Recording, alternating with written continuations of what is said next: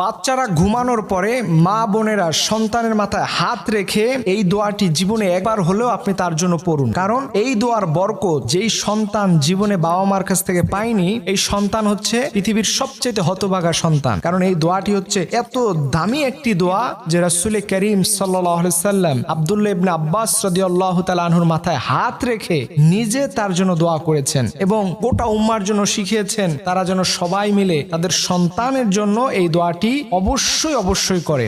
ভালো মানুষে সে পরিণত হবে এবং এর মাধ্যমে তার মাথার তার ব্রেন শক্তি, তার মেধা শক্তি এত বেশি বৃদ্ধি পাবে যে আপনি কল্পনাও করতে পারবেন না। এর জন্য রাসূল সাল্লাল্লাহু আলাইহি সাল্লাম আমাদেরকে শিখিয়েছেন যে অবশ্যই এই দোয়াটি তার মাথায় হাত রেখে ঘুমানোর পরে তোমরা পড়বে, আল্লাহুম্মা ফাক্কিহু ফিদ্দীন ওয়া আল্লিমহু তাউইলা।